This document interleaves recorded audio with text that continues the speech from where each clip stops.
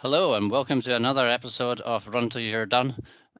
Today I am joined by race director Eric Keeler of Rasselbock Running, of a race that I've just recently done, but we'll get onto that soon. First of all, Eric, can you tell me a bit about your history of? You're a race director, but how do you run? How did you get into running? That sort of thing. Well, hello. Start off. Thanks for having me. Okay, so yeah, I'm Eric. My kind of like history of running didn't really start until probably 2013. I lived out in Europe for a long time, lived in a lot of what people would say probably like party towns, and lived like the season air lifestyle. And my life pretty much just revolved around working, going to the pub, and then come back to work again. And then when I hit 22 years old, I put myself in the hospital from drinking. And it was kind of that point where I was like, right, need to make some kind of change in my life. I need to be able to survive a bit longer than 22. Um, and that's when a friend kind of made a bet with me to go run a marathon, which I reluctantly did.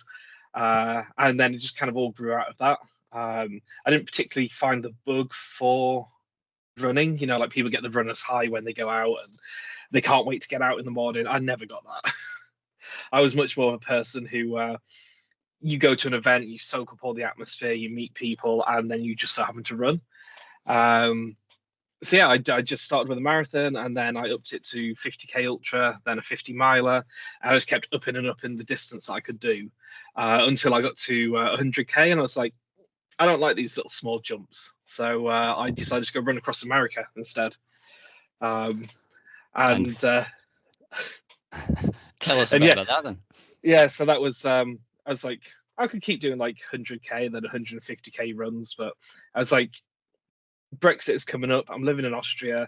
There might be a chance I'm going to have to move back to England. So I was like, if I'm going to do something big like a run across America, it's kind of like the time to do it. I'll give it a go. So yeah, in 2018, I went and ran across America. It took just shy of 9 months altogether. Just running, being a tourist, and just enjoying everything kind of along the route, pretty much.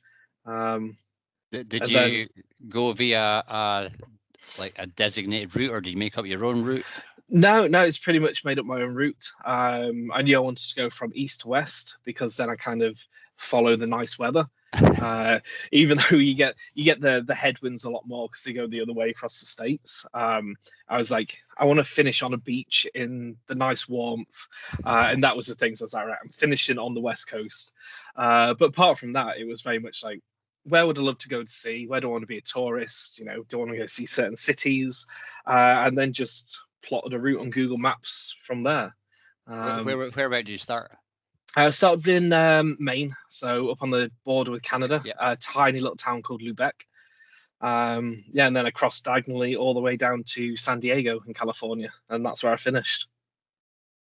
I've And been up Boston sort of area. So did you go through that direction? yeah, so I flew into Boston, and then I think the closest I came to running through Boston was just up in Portsmouth, Maine. So just a little bit further up the coast. Yeah. And then I kind of switched and came through the mountains in Vermont and New Hampshire, and jumped over to Niagara Falls in New York State. But yeah, best thing I've ever done. It was I'll get into. I've never done something like that. Most I've done is probably 3-4 days, and when I've been sleeping, it's been in ditches and the side of the road sort of thing. I'm guessing you can't do that in America. How did you? yeah. So I had a kind of a running buggy that I took, and I just put all my stuff in. I had tents, water, and food, just for those points where it's like there isn't any civilization. And at the start, it was very hard to be able to, all right, I'm going to wild camp behind, this 7-Eleven or something. So like the first 3 months, I think most nights I was like, I'll get a motel, I'll find a cheap motel. And then once the bank account started draining, I was like, okay, now I really am gonna have to, find a cemetery to kind of Yeah. pitch a tent behind. Um, but yeah, like everything, it just became natural. The further through the run that I went, so I'd like get out to the middle of nowhere, and it's like, yeah, pitch up at the side of the highway. You just blank out all the noise, and you just got your little tent with a buggy on the side of the motorway. Yeah, like yourself, I've slept in a cemetery before, and the neighbours don't complain. So Yeah, I you bet probably you had scare most of them away, really. Did you have any run-ins with neighbours sleeping rough? No, in terms of the sleeping out in the middle of nowhere, I think I had one police person come over and check I was all right. But apart from that, people kind of left you to yourself. And you go through towns and you pitch up in the park behind one of the gazebos, and yeah, no one bothers you. It was great. That's good to hear. And you were able to, I guess, Google Maps told you where the nearest shop was, and Pretty much, yeah. I kind of had my run points, so I started down, knew where I was going to try and finish for, where I can get lunch and dinner, and a vague idea of where I was going to put the tent. Just a lot of Google Street View, satellite view, and just like looking for the clearings behind trees. was there any highlights? Like what cities did you enjoy going in? Or I mean, it was 9 months. There was a lot of highlights. Yeah. It was because obviously I planned it through cities that I'd always wanted to go to. Is I want to see the Niagara Falls. I want to go to Chicago and Denver.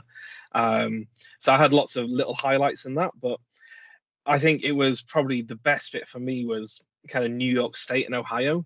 It was when I felt like I'd settled into the run. I was getting more confident, kind of wild camping. The weather was turning for the spring, so it was getting warm every day. And I think it's just a nice culmination of just everything was going well, and I was happy, and the sun was out. So that whole kind of month and a half stretch was probably the bit that sticks in my mind as the best bit, even though it was all great, really. Yeah, you said that you visited the cities that you wanted. Is there any that you wished that you had? Like you haven't. You need to go back and do them. I'd love to see some of the southern states, because obviously I went like diagonal northeast to southwest. So it'd be really nice to like South Carolina, like Kentucky, Tennessee, and kind of see that area of the country which I've not seen before.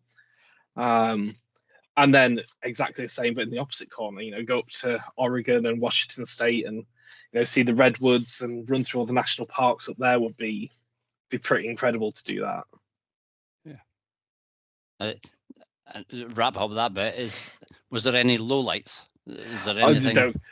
There was many. I think probably the biggest one was I'd just gone into Iowa, and obviously I was running along busy roads, and most of the time you've got really big wide shoulders that you can run in, and this small section of road, it was probably only about a foot wide shoulder, but it's keeping my distance, had all my high vis on and all the lights on my stroller.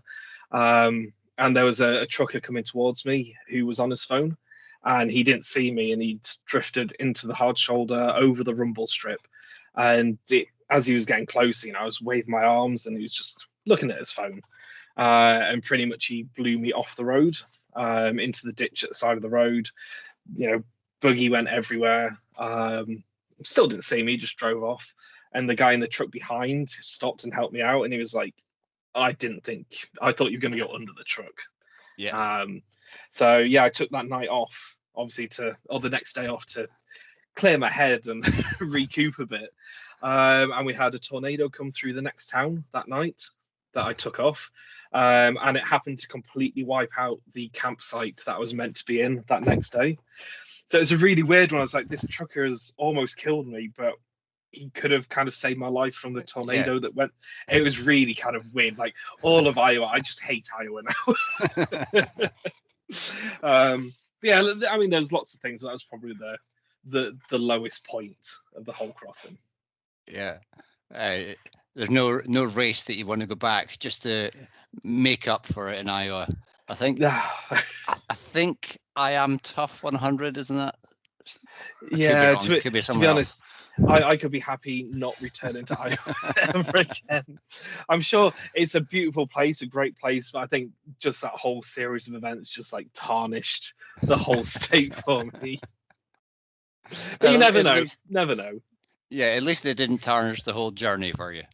And Exactly, yeah, you're still here to tell the tale. So exactly, yeah. I was like, if I can get through those few days, then I was like, I can get through whatever else comes at me. So yeah, it may have actually made the rest of the trip easier because it puts it in perspective.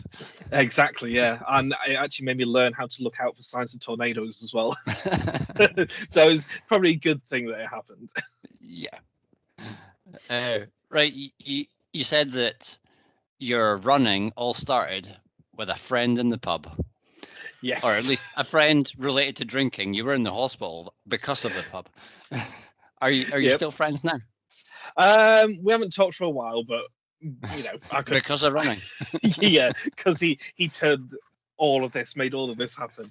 We're not in touch, but it's not anything bad. We've just lost touch, Yeah, as it happens. it happened. Is he a runner? Yes, he's a big runner. So he's done Ironmans. He's done pretty much all the big crazy things in mountains you can think of. He's at least tried them. Well, he'll have to come and do one of your races then. That's the plan. I should actually get in touch with him and just be like, come on, see if he's still good at it. Right. Speaking of your races, what other than the backyard that we'll talk about, what other races does Rasselbock running put on? So essentially our events are kind of time challenges is probably what the best way to describe them. So we've got really nice venues like National Trust venues and Forestry England, and we just put on a 6 hour event. It's on a loop anywhere between 5K and 7 or 8K, and you can just run as much or as little as you like. So if you're a first time runner, you can turn up and you get all the support you need. We've got big aid stations full of cake and sweets. Or if you're a more serious runner, you can come and do 10, 20, as many as you can fit into 6 hours. But the whole point of it is just have a very friendly atmosphere, welcoming to absolutely anyone, and just a very chilled out, relaxed event. So that's kind of the main chunk of what we do with Rasselbock. It's just these very relaxed, kind of family feel running events. Yeah. I having just done one of your events, I can say it was a really relaxed and friendly atmosphere, and thoroughly recommend it. That's good to hear. It's what we've been aiming for. So yeah. How big are the events? Like how many people? It depends on the venue, but we pretty much kind of between 100 and 200 for each event. Try not to go more than 200 unless it's like we specifically put on an event that's meant to be big. But the majority of them are around 100 to 150, I would say. So keep it small, and then we can chat to everyone. Everyone kind of gets to speak with other runners, and just keep things small and fun and enjoyable. Good. Right. Onto the main topic. How I was introduced was the Rasselbock Backyard Ultra at the spring edition. Is that what you call it? Yeah. So what, 3 weeks ago now? 3 weeks ago, and So tell us what is a backyard ultra for anybody out there that doesn't know, because anybody who listens to this probably knows. Yeah, I mean, I'd probably be surprised if people haven't heard of a backyard ultra before. It's kind of exploded in the last few years. But essentially, it's a last man standing style event. So all the runners have to do a 4.16 mile loop on the hour every hour. If you are not back off your loop and back in the corral at the end of the hour, then your race is over. So very, very simple rules, and it's just great fun. Just seeing everyone heading out every single hour. I love it. It's a great format. Have you ever ran one yourself? No, actually running in our first one, me and my brother, on the 4th of May, we're going down to Reading to Maple Durham Backyard. And that's going to be our first official one that we've actually running. Have you got any targets that you're willing to tell anybody? To be honest, if I can finish 2 yards, I will be happy. Anything more than 2 yards, I'll be over the moon with. I haven't really run much since I got back from America, so if I can survive 2 yards, I'd be happy with that. What about your brother Jonathan? He really wants to go for it, but he's never really been a runner. He's definitely healthier than I am, by a long way. So I think he does want to just go for it. He doesn't want to he wants to be timed out. He doesn't want to not go back out, which is it's the way to do it, really. Yeah. So I think he might have bigger hopes, but at the end of the day, I think he's just going to be happy to do a few. But he's really looking forward to it. Is there going to be a bit of brotherly competition there? I would say yes, but I know he's going to beat me either way. not So- the attitude to have. Oh no! Yeah, I mean, I know he's healthier and physically better than I am. But either way, I'm looking forward to it. I'm gonna have fun. Gonna get timed out on one of the laps. But I'm just there to enjoy it and see what it's like from the runner's perspective. Yeah. When you're putting on events like the backyard or any other events, do you feel like you wish that you were running the event? Sometimes, like maybe not so much as in like I wish I was doing the whole thing, but there's certain points when you see everyone coming back like first thing in the morning when the sun's coming up, and you can see that kind of relief in everyone's face that they made it through the night. I'm kind of like this will be a fun kind of yard to be out and being around people, or those first 2 or 3 yards where everyone's excited, all the adrenaline's going. Like points like that, I'm like, yeah, this would be fun to be at this point, but maybe not at 42 yards in. Who would do a thing like that? I know, right? So we had the event 3 weeks ago. It started at midday on Saturday. Yeah, that's And right. Tell us how that developed. Going like it started for us runners at midday on the Saturday, but when did it start for you?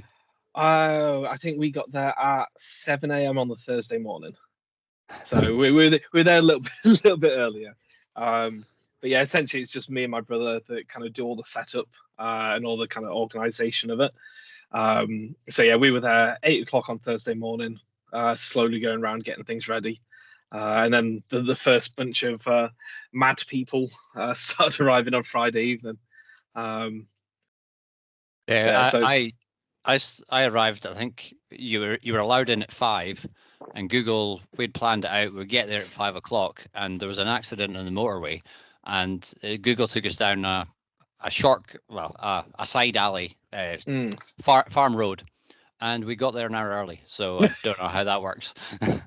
the magic of Google Maps. Exactly, but it works for us, so it was fine. Yeah, you got there nice and early, plenty more rest time. Yeah, so I was giving Julie Bethune a lift down, and she was one of the main female competitors there, and I think she was 4th or 5th, but Yeah, second female. Yeah. Yes, yeah. But more importantly, well, we had the British record was broken. Yep. The previous was Karen Nicol, female record, which was she hit 35 or 36. 35 she hit last year. Yes, it'd be 35 because it was the same as my previous best.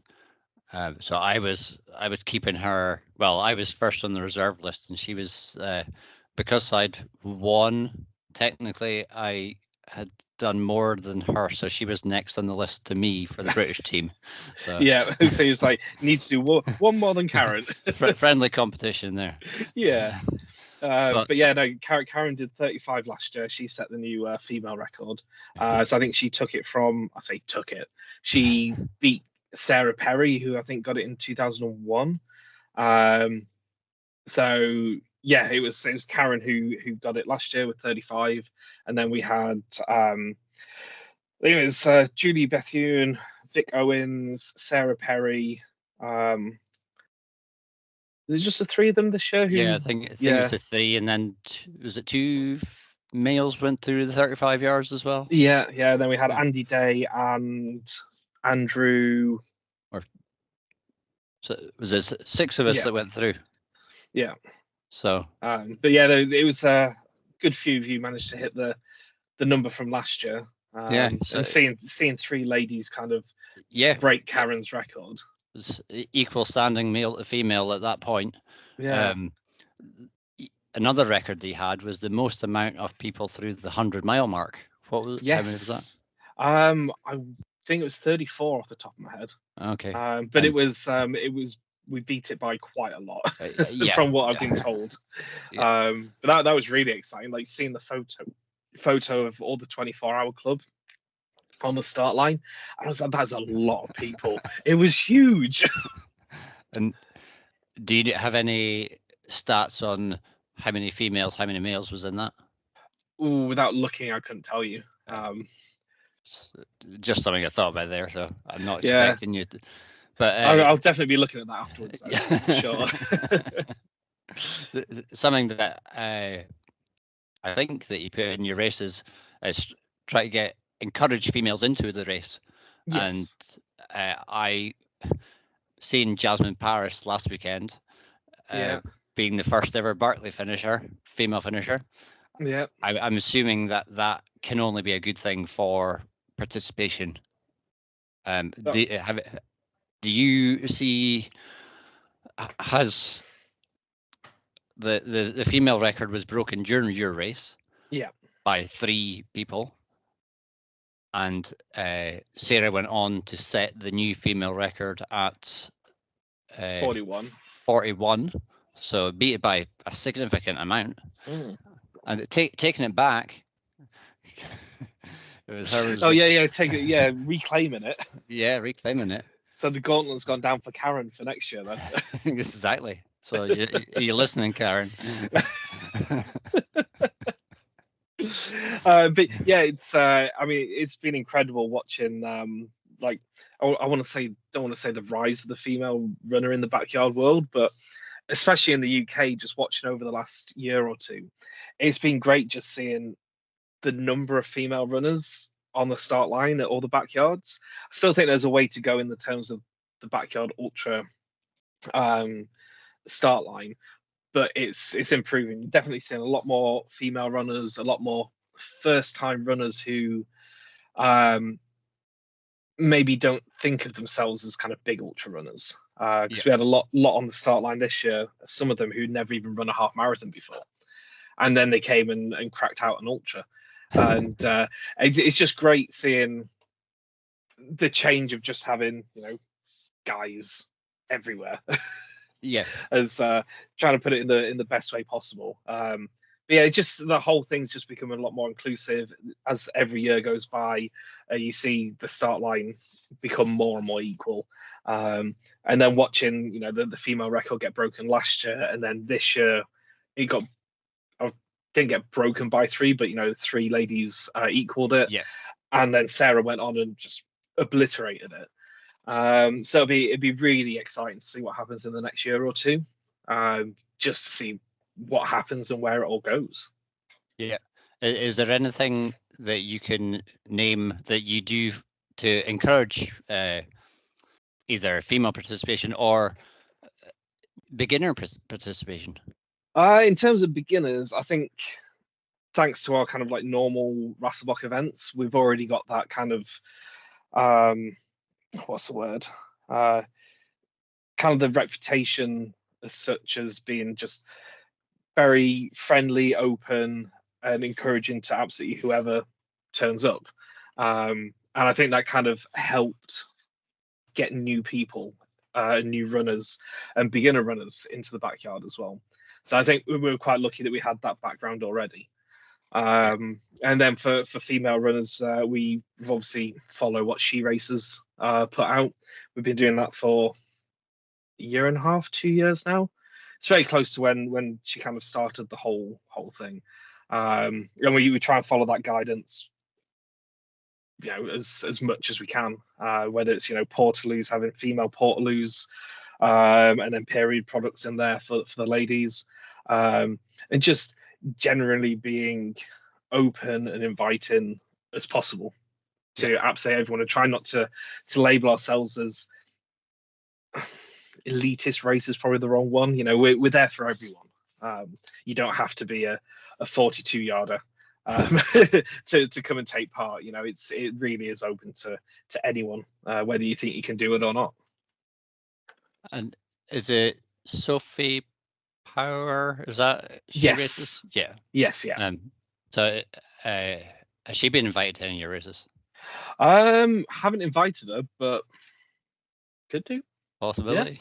Yeah, drop her a message. Yeah, not that I'm trying to give away all your places, but no, I mean it would be great to have her on the start line if she's interested. So if you're listening, you're more than welcome to come and run at the backyard. The next bit I was going to ask you about, leading up to the backyard, were you nervous? Not as much as I was last year, because obviously last year was our first one, and it was a completely different style of race to what I was used to. So it's a very much a mix of nerves and excitement last year. This year, obviously, we'd got one under our belt. We worked out what worked, what didn't work. So I think the nerves were more around what the weather was going to do more than anything else. Because we had some good runners, we had lots of first-time runners, we had the people there. We didn't have to worry about, and we knew the organising was going to work. It was just those things that we can't control, like the weather, and that's probably the only nervousy thing that we had to worry about, really. Yeah. What was it you were nervous about? Wind, rain, snow? The wind is the main one, because obviously with the venue being in a forest, they got permission to shut everything down if it gets to a certain point. So they could have turned around 2 days before and be like, "No, there's a storm coming in. You've got to cancel everything." And that kind of 2 week build up is just so nerve wracking. Like checking the weather forecast every hour, watching the wind speeds. But thankfully, we were lucky this year. It was predicted to be just underneath what their limit was. And then 2 days before, it just pretty much dropped right off. So we were lucky, but it was a very, very nerve-wracking 2 weeks just watching the weather forecast. And then during the race, I can't remember it. Did it rain at all? We had a few small bits of rain, but it wasn't. You probably wouldn't even call it rain. It was just maybe like an hour of misty drizzle, and that was about it. And then it cleared up again. So we were lucky on the rain front. But it got a bit cold. Yes, yeah. I remember getting through the first night, and I was like, you know what? This wasn't as cold as last year. We've done well.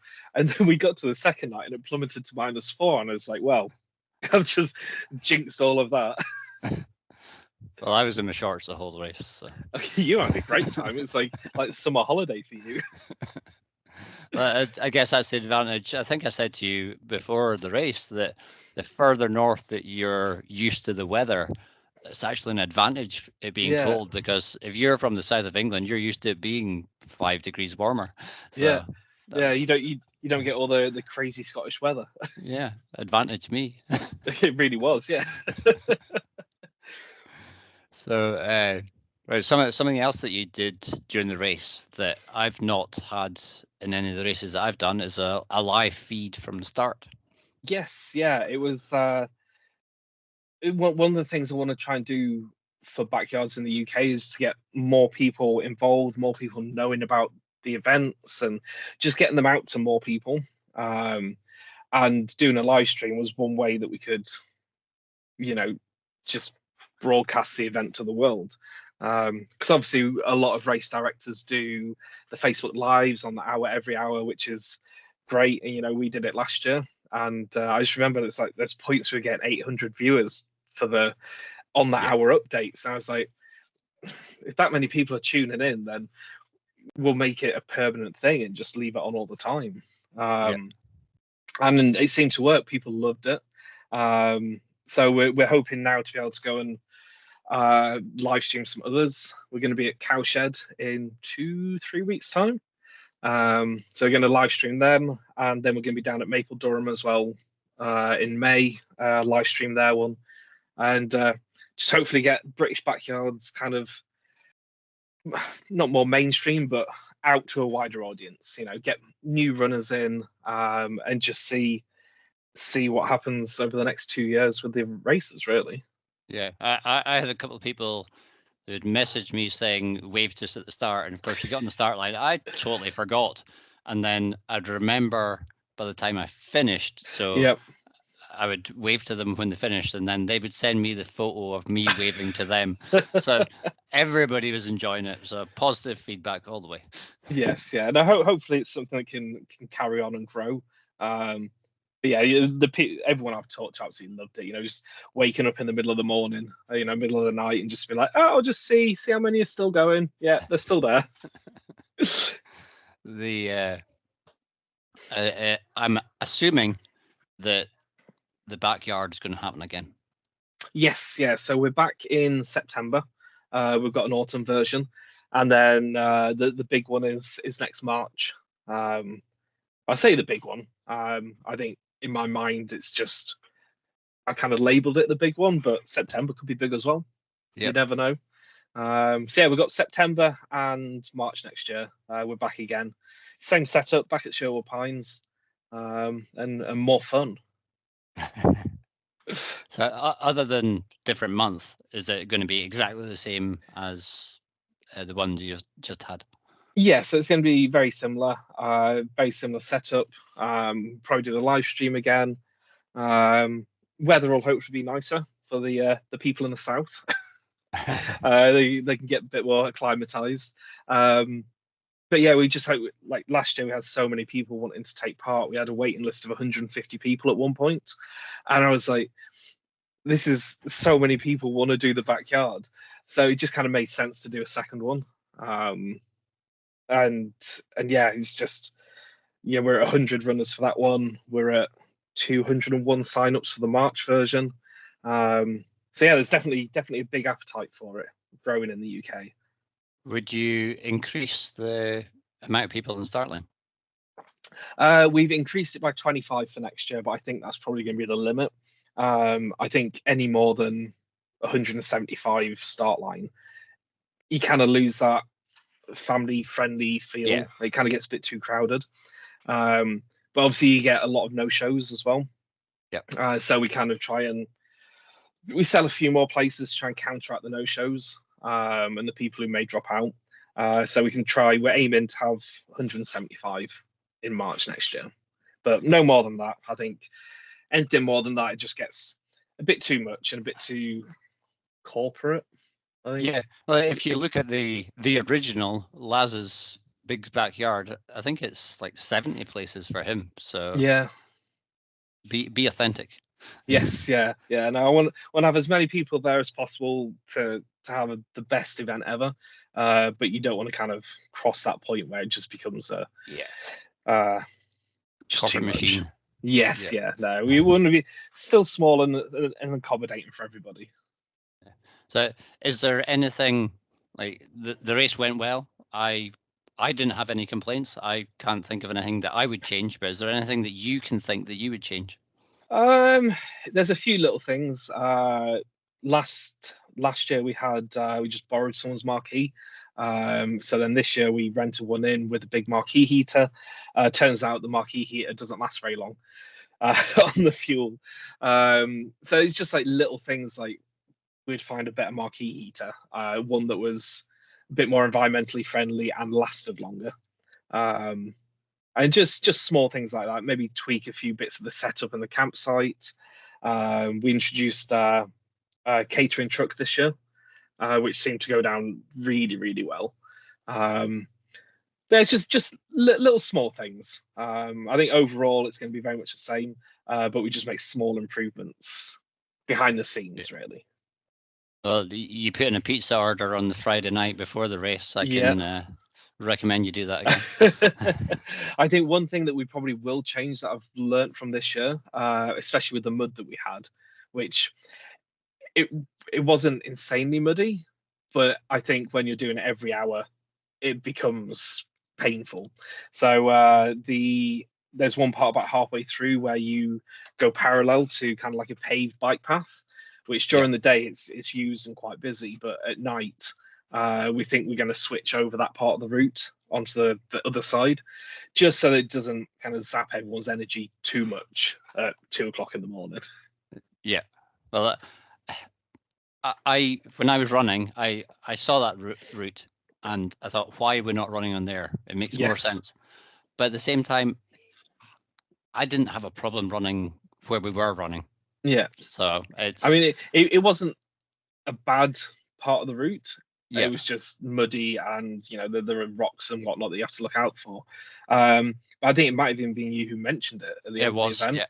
yeah. And I was like, it wasn't by design. We just didn't think of doing Yeah. that at night. So yeah, definitely 100%. We're gonna make that switch for next year and have just that one section as a night Yeah. route, and then switch back to the more fun bit at night. Well, I can say that had an influence on the race. So. Yeah, 100% you did. Yeah. During the race, you were obviously at camp the whole time, and you saw all the runners coming in every hour, all the crew while the runners were out. Did you notice any difference? Starting with the runners, did you notice them getting tired? Did you notice their behavior changing? Anything like that? You definitely notice the ones who are starting to get tired. It's like with most races that you kind of watching people all the time. So you kind of the majority of the people you see getting tired, you're like, right, they've got a few more laps left in them, and then they'll Yeah. be done.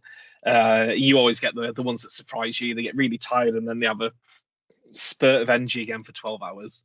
But yeah, it's just you do notice little things watching them go round and round and round again. But it's always quite funny at the start. The adrenaline's going, everyone's excited. And you can tell exactly who the first time backyarders are because they all go out nice and fast and just sprint out and get back way too early. And then you see all like the more veteran backyarders who back of the pack just having a nice walk out of the corral. So that's always fun to see every year. Yeah. And what about the crews? They had the opportunity to sleep for an hour until their runner came back in, but did you notice their behavior changing? Yeah, as you get probably about 24 hours in, and obviously the field is over halved, you do tend to notice that there's a lot less people kind of at the marquee area and just out and about. A lot of the crew tend to keep themselves in the tents from that point. Kind of only come out for the essentials, the hot water and bits of food. So the place does get quieter, not just from the lack of runners, but I think just the teams kind of get to the point where it's like, right, I just want to sit down, just stay in my tent for the next 40 minutes before I have to get up again. Yeah, so you do notice a lot less crew kind of swanning around. Yeah, a classic sign of somebody getting tired is to get grumpy. Did anybody get grumpy with you? Yeah, I don't think so. No, it's good to hear. Because if they did, then oh yeah, you're done. You're out. Yeah. No, we didn't have anyone grumpy. I know last year when we had the first one, we had one guy who was I don't know if he didn't fuel right or he just got too tired, but he was coming in and he was like weaving, coming into the corral, couldn't stay on his feet. I was like, "You all right?" Just like checking in. It's like, "Do you need a medic?" And he's like, "I'm fine, I'm fine." And it's like, I think you should probably think about stopping. He's like, "No, I'm going back again." Straight back in the corral. Off he went, and I was like, "Oh." So I have to get the bike marshal just to keep an eye on him, but that's about as far as the grumpiness goes. Good. Speaking of medics, did you have any, sort of, without naming who it was, any major injuries? No major injuries this year, thankfully. Outside of the usual kind of, maybe a rolled ankle, Blister or, the blister and, the odd bit of shin splint that's a bit too much. Yeah, odd ice pack and first aid sticky plaster. That was thankfully all we needed. All right. Things you observed about people, like you're saying about their behavior. What about their food? Do you see any unusual foods that people had? I tended to miss a lot of the food that people were doing. So obviously I'm on the kind of the keeping an eye on everything going side, Yeah. and I kind of leave my parents to do the aid station and keep all the hot water topped up. So I kind of missed what people were making. But I did notice in the trash at the end there was a lot of pot noodles, a lot of cuppa soups. Um, See, unfortunately, I missed most of the kind of the weird food supplements that people were having. So Um, no hints and tips of what you're going to be having in your backyard. Unfortunately, not. No, to be honest, I think I will end up getting timed out so quickly that I could have a McDonald's before I started, and it wouldn't really matter. But yeah, from Crew and some other people in the past, some of the ingenious ones that I've seen is someone had like a double toasty maker that you put on a campfire, and they just got a pizza, like a frozen pizza, folded it in half, and then they like toasty it between on top of the gas stove, and then they come back and they've got big pizza quesadilla toasty thing, and like things like that I would never have thought about, but it's easy way of making a whole pizza, really. Yeah. It's going back to the sort of things changing through the race. Was there obvious points like the 6, 12, 24-hour points, 100-mile, 100K? Could you predict when a lot of people would drop out? Yes, yeah. So obviously we'd noticed it a lot in the year before, so we were prepared for when people were going to drop. But 12 and 24 is always the big one because obviously 24 is a 100-mile club. So you get a lot of people, they'll finish the 24th and then they'll drop. And they'll get a good chunk as well who do the 24, then they'll do one more just to be like, I do one more than 24. I'm in the 25 club. And then you get another good chunk of people drop at 25. And after then, it tends to be the ones who haven't set that 100-mile target and are just going for, see as long as they can go, really. Yeah. But yeah, 12 and 24 yards is kind of the standard one when you see lots of people drop. Well, this year your race was a silver ticket for the GB, Yep. UK GB, whatever the political name for it is. Yeah, it gets called so many different things. Yeah, like the UK national team. Yeah, Yeah. that'll do. That was a silver ticket. What is a silver ticket event? So the way things work for essentially, if you want to get to Laz's race in America to Biggs, you have to go through different steps. So one way to do it is win a silver ticket event, which will get you a spot in the UK national team. The winner of that UK national team will then go and technically represent the UK at Biggs. So yeah, you can win a silver medal event. There's 4 of them this year. Or you can win a bronze medal event, which then guarantees you a place in almost any of the silver medal events. So that's one route that you can take, kind of like the silver and bronze medals. Or you can run in any event at all and get on the at-large list, which I think at the moment is about 37 or 38 you need to get on there. So you don't technically need to win a race, you just need to have gone a good chunk in any race. And I think it's like the top 11 from that at-large list for the UK will then go and make up the rest of the UK national team. Yeah, and I'd say there's 2 at-large lists. There's one for the UK team, which you're talking about, which is at 37, but you can also get on the at-large list for Biggs next year. Yes, and it's currently in the 60s, but by the time the race comes down, I think it might actually be more than that, to be honest. Yeah, you'll need to be doing, but there's only limited spaces for yardage in that as well, because most of those places are taken up by winning the national event. Yes, yeah, it's it's the way that it's kind of all set up. It's definitely getting harder to get into like the national team and get to bigs. You know, it's obviously it's always going to happen when it grows in popularity. More people are starting to come into the format. It was always going to get tougher, but I think it's getting to the point now where it is you're going to have to be a good runner, Yeah, to qualify. Unfortunately. yeah. So to wrap it up, I've 2 years ago, I think it was, in Cowshed, Sarah Perry won the race. I was one of the 25 club, and stopped because I didn't know what I was doing. But sorry, but I'm not sorry. I did one more than Sarah this time. You got your own back now. Yeah. So she might have won the first one. I got the rematch. Yeah. So. I'd love to see how far you and Sarah could have gone, because I think Yeah. she was saying like she was getting to the point where she had to make that decision of, do I stop, rest, I and think, drive and go back to work, or do I just go for it and try and beat Mike? yeah. And I think if she'd have done that, both of you could have. I I think you could think have we both hit both, 60. but more than that, I think Yeah. we were both feeling good on the day, and Yeah. it's a shame that she had to stop for other reasons. Yeah.